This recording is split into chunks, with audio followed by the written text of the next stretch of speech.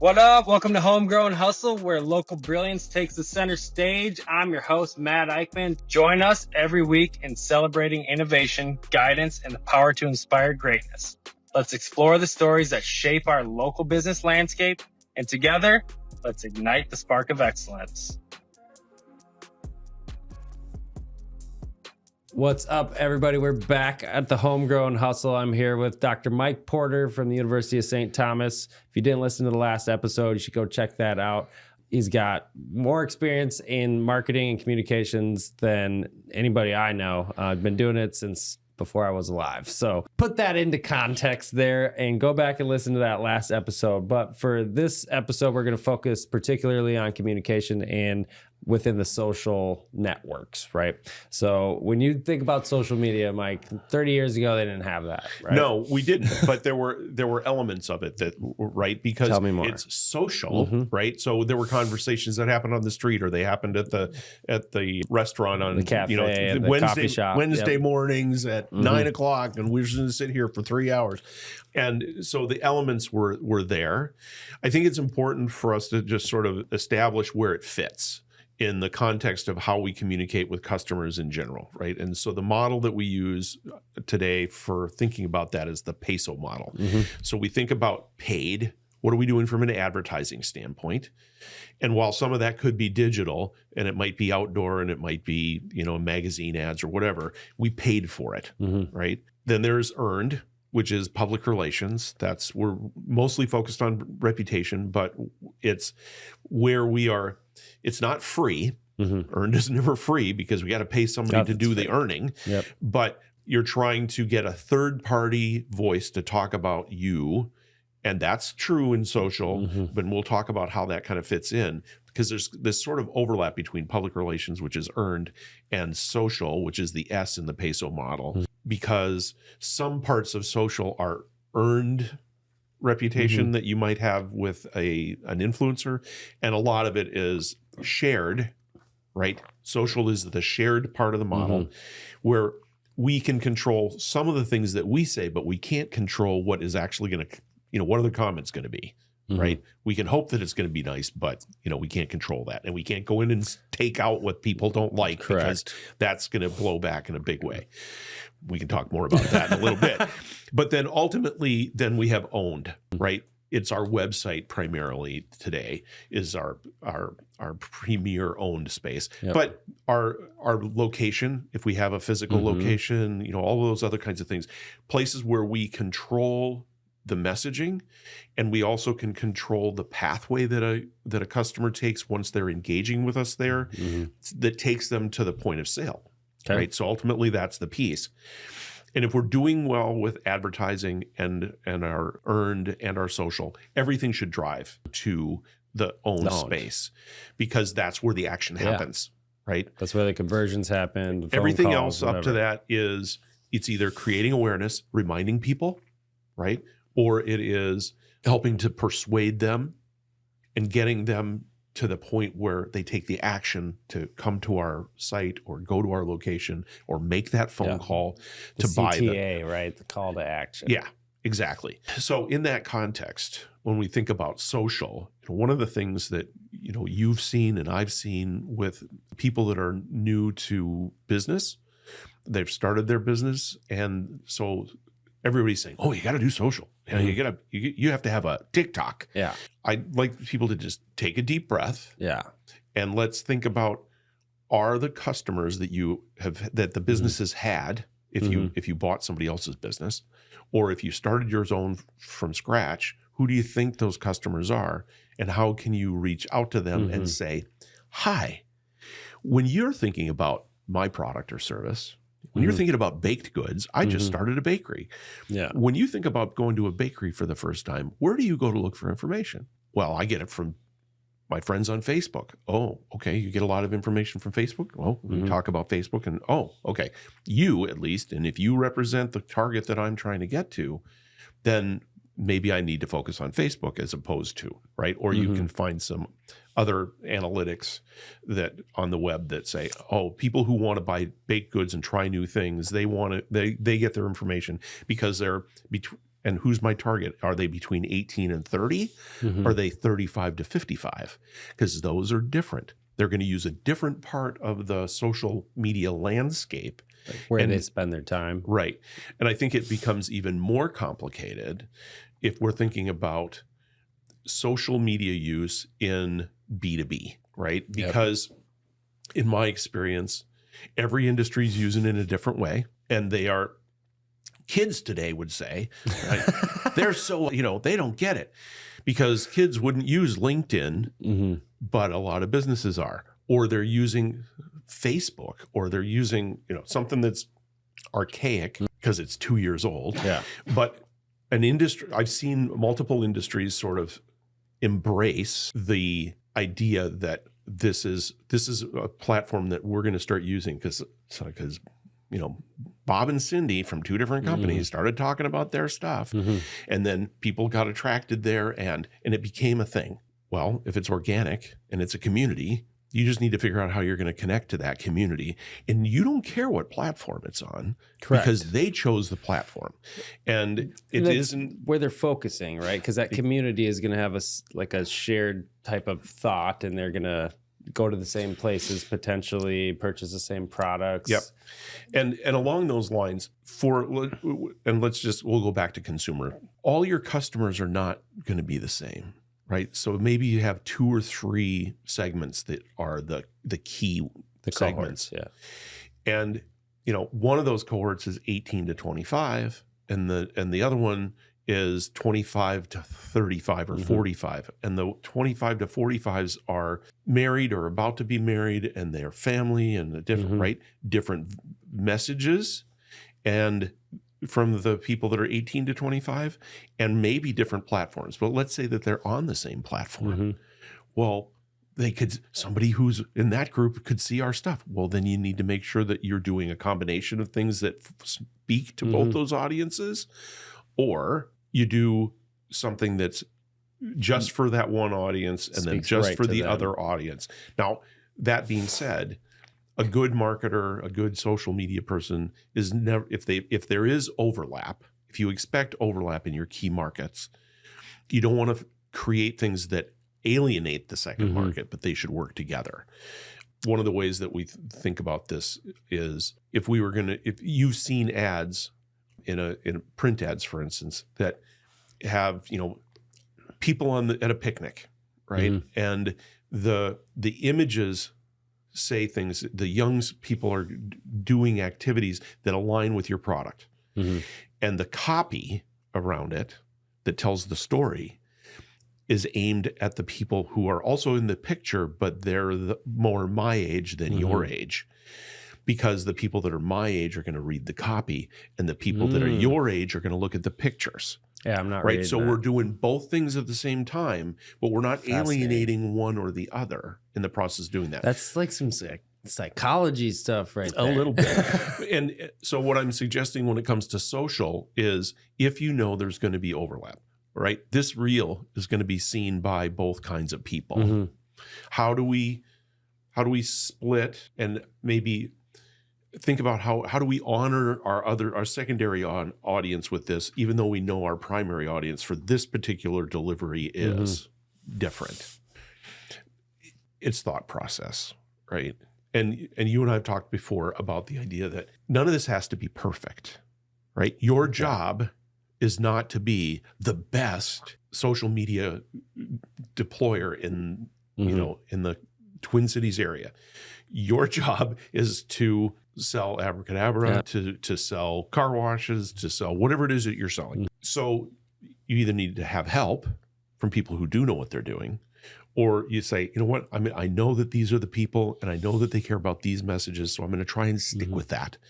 Continuity is a huge thing for me as a marketing communicator, and I think it's really important that you think about the breadth of what you're doing, what you've done in the past, where you want it to go.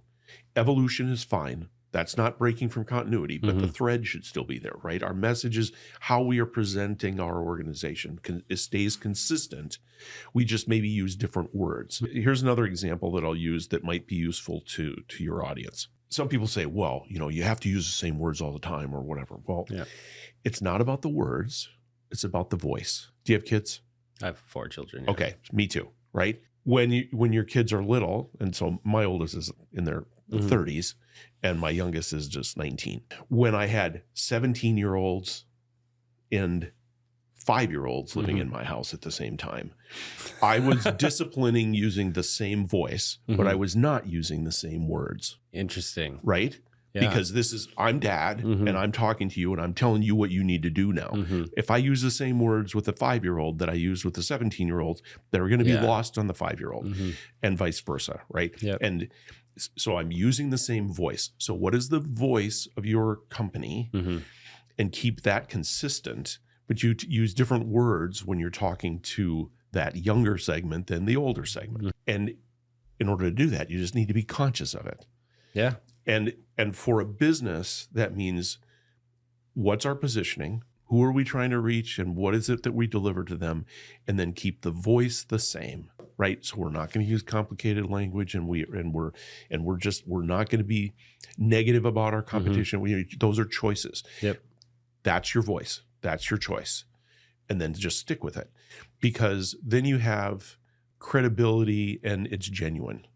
And a genuine voice that is not as articulate is going to be way more powerful than if I was using a really flowery voice and it's beautiful and everything else. And you go, yeah, but you're full of it.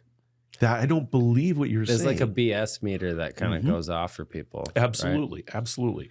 And if you, an imperfect communication, so it's not the most creative and it's not the most articulate, that is directed to the right place, is going to be way more successful than the most beautiful thing that is not directed to the right audience. That's just, it's basic strategy. I used to work in with a lot of car dealers, and the most powerful ad that I ever saw run was hideous, was ugly. It was a full page on the back page of the automotive section, and it looked like classified ads, but it had a header that said something like, going out of business sale or something, right? And the going out of business sale is not classy and it's not creative, it's not anything else, but it got the attention of people and it drew them in, and they sold more cars than they'd ever sold ever at that point. So that taught me something. So similarly, just because we've got the what's the word for calling attention to the empty, calling attention to stuff on social. Call out? No, when tagging or commenting. Or... So you're doing on Reels, particularly, they call it something, and to call attention to things in a genuine way is different than when you're doing it to just saying, "Hey, this is the most incredible thing I ever saw," and then you get there and it's like, that was not incredible. Yeah. Right. I watch fishing videos a lot, right? And it's like, I can't believe this happened on the beach. And it's like, okay, it was a monster. Yeah. Okay, well, it was a monster for that kind of, it was a crappie and it was a monster. That's different than, I feel like you watch the same videos as my kids. So the genuineness, I think, particularly in social, right? Yeah. It's social. Do you want to socialize with people that are not genuine? Right. Probably not. And that's where I think, like, as a business grows and the owner or whoever is behind the product gets more and more removed from it, you get this really just like, it's checking a box and it's just like vanilla, right? Yeah. And do you have any advice for those big companies, like how to communicate authentically on social so that it's not just fake and scrolled past really quickly? Well, one foundational thing is, who's your spokesperson? Who are you choosing to be the voice? If you're gonna have a human, or you're gonna have an avatar or whatever, does it fit with what you want to present? That's the litmus test. That's the thing that you should ask right away. Does this look like who we want to be?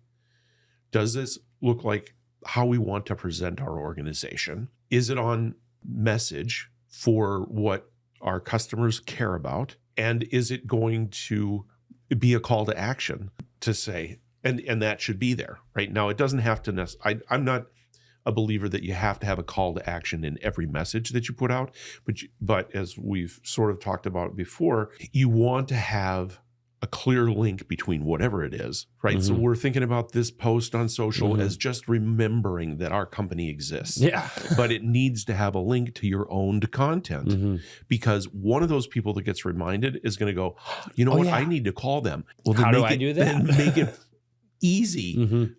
There's something to be said for assuming that your customers are lazy, or assuming that if you're doing the reputation management stuff, assuming that influencers are lazy. Well, they're not really lazy. They're busy. So any work that you can do to make it easier for that influencer to talk about your product or service, anything that you can do to make it easier for the person who sees your awareness promotion on, remember that we exist. So like minimizing friction, kind of like, yeah, I there's guess. more steps. There's but friction. ultimately, we've talked before about the idea that you need to get them to your owned space. You need to get them to the place where you can close a sale, or that you can enhance the sales that you already have, or deliver other customer service. That happens in places that you control. Social is not the place where that happens, but you need to have the conduit, even if the purpose of the particular post was to highlight something that wasn't about closing the deal, right? Remember that we're here. It's just about awareness. Or we're trying to get you from the idea that we have a new flavor, we have a new thing, to get you from, oh, I'm aware that you have the new flavor. I believe, or I'm of the opinion that flavor would work for me. I like passion fruit. You said it's passion fruit. I like that idea.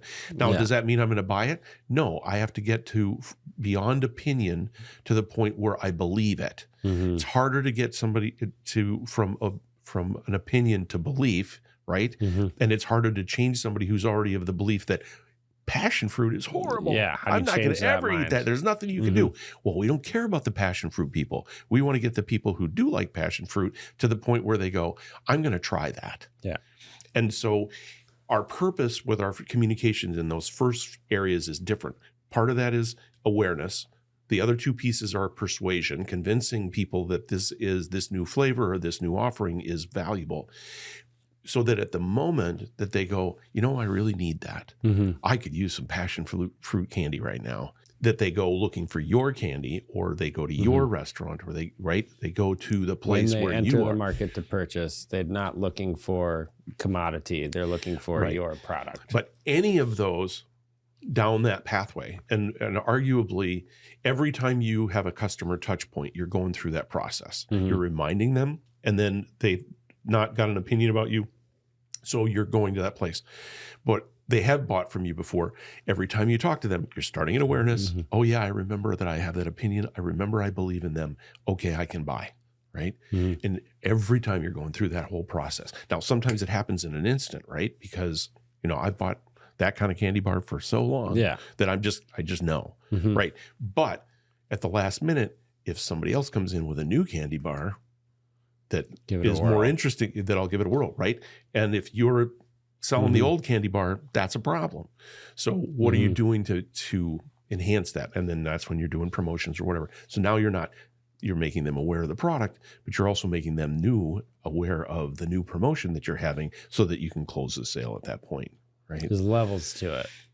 There's levels to it. And well, you're thinking about it on levels that I've never even entertained. And so let's go back to the kind of folks that might be watching this, that they're not marketers either, right? I'm not talking about these things to say you have to be doing these or it's not going to work. But it is good to take some time to become mindful of it until it becomes a habit, to say, how is this message? How is this post? How is this thing that I'm going to engage in on social? How is this choice of an influencer that I either want to pay to talk about my product, or that I'm going to try and convince that they should talk about my product? How do I get in the habit of giving them the right messages to do that? And eventually it will become more natural. Again, as long as you're being genuine and you're not trying to deceive people, Mhm. I think that it's not impossible to do that. And then remember that you don't have to be perfect. You don't have to have the best conversation with the right customer for it to turn into a sale. But if I have the great conversation with somebody who's not the right customer, I'm not going to get the sale. So don't worry about perfection, but think about how all those pieces come together. What are you trying to accomplish with this thing that I'm going to put into that social space? Now, the other factor that you might want to take into consideration, this kind of goes back to reputation and so on, is if I say this, our customers might believe it. What is our competition going to do with that information, right? We have the best. And then the competition jumps in and says, no, you don't, because here are these things, right? Or we also have the best. Everything that we do has, potential outcomes. And if you were going to prepare for that, what I might do is, if you're brand new to the space, right? New business, who are the competitors in this marketplace? Look at the competitor's website. Look at the competitor's social how they present themselves in the things that they're saying, but also try and read down in the comments. And are they making comments in groups that are contrary or actively competing with in spaces? Now, should they be doing that in a community space? No, don't do that. But it's good for you to know before you do stuff, if you've got a competitor out there that's going to do that kind of thing.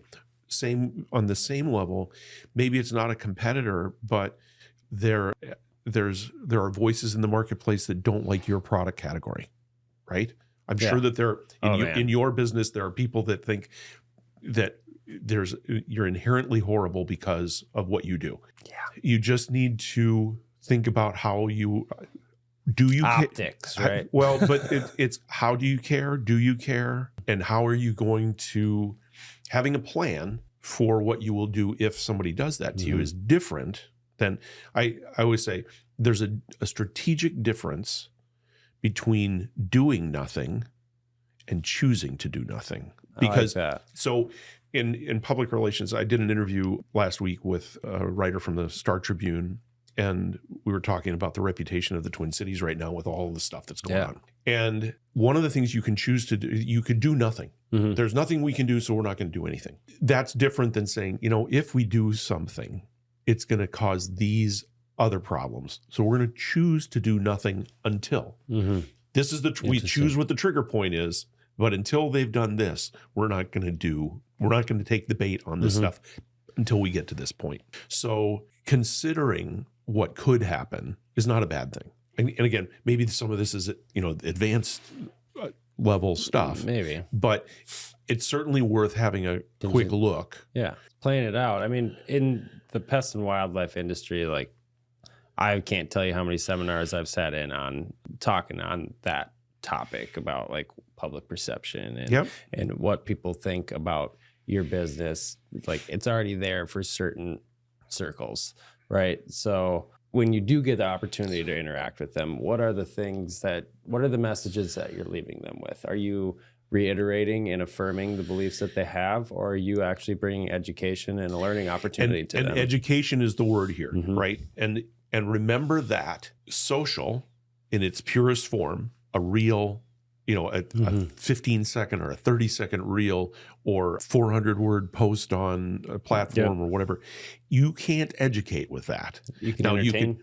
Maybe you can entertain. Maybe you can give one tidbit of information. But again, that's the same reason that we say, if you want more information to know why this is actually a good thing for the community and for the environment, click here. And now you take them to your own space where you can not only have visuals, and you can have videos, and you can have interactive things, lots of things that can take somebody who is foundationally positioned in their world to be against what you do and help chip away at the reasons that they feel that way. So, but you can't do that in social, at least not in one post. Yeah. And who's on social following one thing, especially something that they don't like, for months and months, unless they are such an advocate that they're looking for you to screw up. Yeah, they're trolling. Right, They're exactly. Exactly. And there's people out there that literally are just entertained by causing chaos on different social platforms too. And so what I told the guy from the Star Tribune was, you know, you're asking me about the reputation of this whole community, and which audience are you talking about? Yeah. Right? Are you talking about government? Are you talking about business? Are you talking about and which part of which audience are we trying to influence about the reputation, and which part of the city do we care about? Unless we have, you're asking me how much is a car. I don't know. What do you want it to do? And so I said, you know, ultimately we have to decide whether we care and whether there's anything we can do about that. And so how does a media outlet take a stance or a not stance on something like what's going on in the community? Well, that's driven by how they do journalism. Okay. Right? Are they doing objective journalism? Are they in the middle, or are they far right or far left? And if they're making choices far left or far right, and neither one of them is better, because if you're not trying to be, not true journalism. It's not true journalism. It is biased journalism. Now, if you know that that's what you're getting when you go there, then that's fine. But if you're presenting those things as unbiased journalism, whether it's a lie on the left or a lie on the right, it's still a lie. And that's, personally, I get my information from middle of the road kinds of places, which for me to gather information is not, I'm not doing it on social in the same way. Now, I might see something on social, but I'm going to go look at it and validate it in the New York Times. Because, and that's the other piece of what you can do with social, is to say, okay, here's what we're saying. And maybe you say, here's a place that's outside of social that this validates what we're saying, particularly if you've got detractors, right? Don't take my word for it. Go to this third party that talks about what we do, that you should trust because they used to work for Greenpeace or whatever.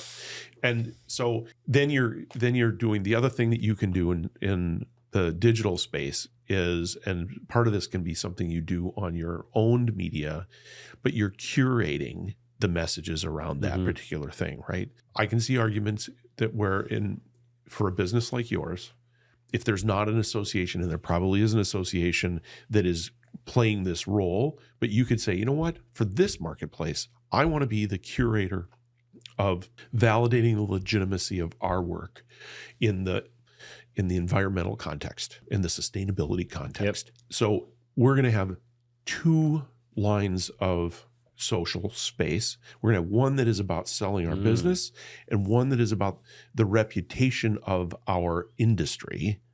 And we are choosing to be a voice for that here. And then, which also brings value to your brand. Yeah, absolutely. But it also brings value to, you know, when the reputational space for your whole industry, and it impacts your competitors. But if everybody thinks better, the rising tide raises all ships, right?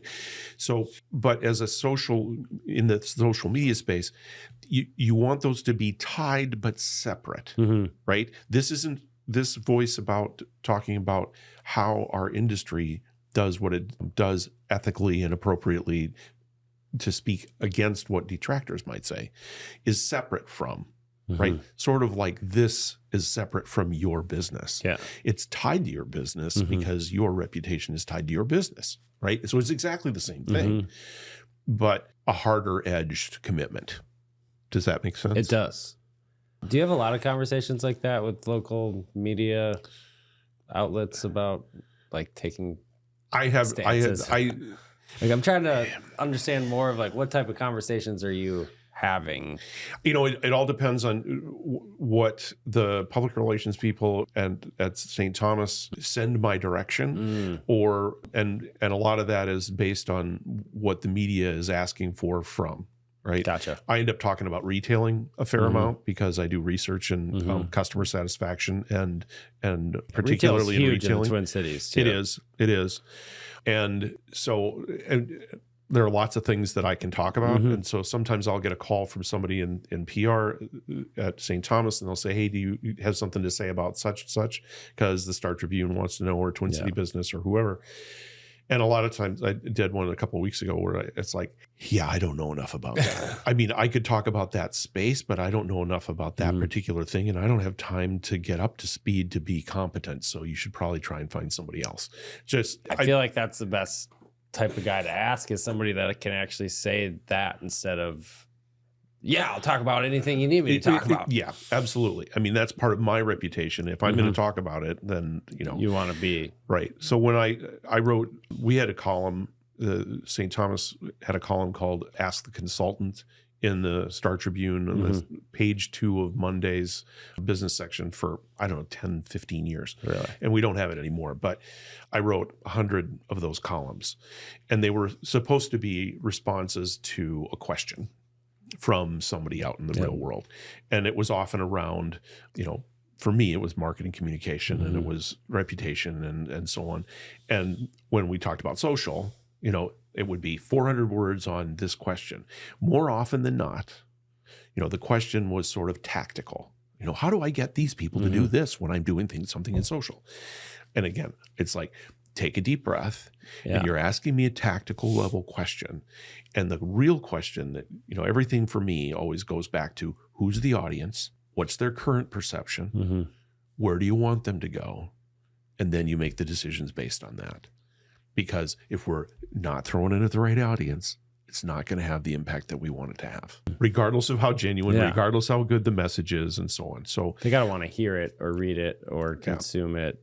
The other thing that I wanted to just sort of touch on as a takeaway for this conversation about social, a lot of your audience is probably, they're better at running their business than they are at running their social media, right? They need some help, right? We've got a couple social media companies out there. Sure.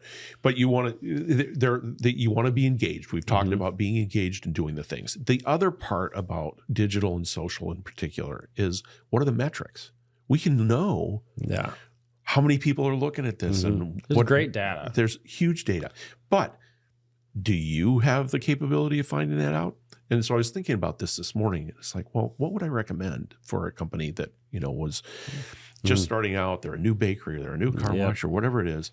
How do we see what impact we're having in our social space when I don't have that technology? Well, do you have a friend who's who wants to learn, or a kid that's, 18 and is looking to learn some things? You can go and get trained on Google Analytics. There are all these modules, and my understanding is at least the first 10 of them are like free. So you just can gotta learn stuff. So would I recommend you do that learning? No. Find somebody in your world that wants to do that, particularly an 18-year-old person, or somebody who's fairly young, that not only are they getting the experience in helping your business, but that could become something that they do long-term and make a career out of, or right? And so you start with a place that's mutually beneficial, and then to the degree that you can find ways to leverage the data that goes with this. And even though it sounds like an advanced move, there are some simple ways to sort of say, I'm going to stick my toe in the water for the analytics piece in the same way that I put my toe in the water for how I'm going to do social in the first place. Just like getting the feedback from the market about the message that you put out there. Exactly. And the analytics are great there. I think analytics and the data side is a totally separate podcast that you guys are all going to have to come back and and you're probably going to want someone in the minutia of the analytics. You're going to need somebody else to talk about how you get all that done. But for sure, I know where you draw the line, but all the way up until that line, I'd like to have you in the conversation. Sure, no problem. Thanks again for joining us. You're welcome. Everybody, thank you for following the Homegrown Hustle. Big shout out to our sponsor, Abracadabra. I know it's a shameless plug, but after hearing you say this the whole time, I feel like I got to throw that in. Thanks for all the support. Keep sending the questions and the recommendations in. We really appreciate it. Give it a like. Share this with somebody you think might get value from this. Again, thank you, Dr. Porter, for coming on here. Really appreciate it. Until next time, keep hustling. Hey, thanks for tuning into the Homegrown Hustle. It's been an honor to share the stories of local legends who make our community thrive. Don't forget to subscribe, rate, and review. Please stay tuned for more insight and inspiration. We got a lot of heat in the chamber. This is Matthew Eichmann saying peace out until next time. Get hustling.